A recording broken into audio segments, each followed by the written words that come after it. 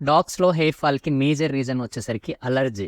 So, allergy అనేది దేనివల్ల వస్తుంది? అలర్జీ జనరల్‌గా వచ్చేదైతే పారాసైట్స్. సో, టిక్స్, ఫ్లీస్ లాంటివి ఉండడం వల్ల అయితే మెయిన్‌గా వస్తుంది. సో, నెక్స్ట్ వచ్చేసరికి ఫుడ్ చేంజ్ చేసినా గాని వస్తుంది. లేకపోతే షాంపూ పడకపోయినా వస్తుంది. లేదు మెయిన్‌గా అంటే ఇప్పుడు వెదర్ చేంజెస్ వల్ల కూడా అలర్జీ రావచ్చు.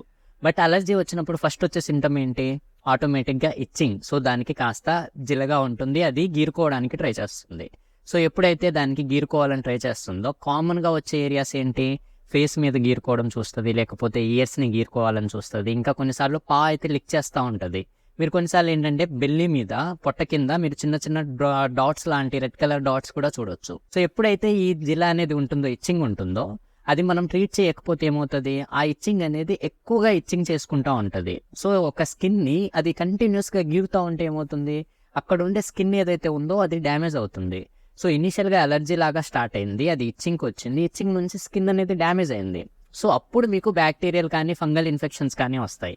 సో, ఈ స్టేజ్ వరకు అయితే మనకి ఎటువంటి మెడికేషన్ పెద్దగా లేకుండా కేవలం యాంటీ హిస్టమైన్స్, సో, జిలని తగ్గించే మందుల ద్వారానే తగ్గించుకోవచ్చు.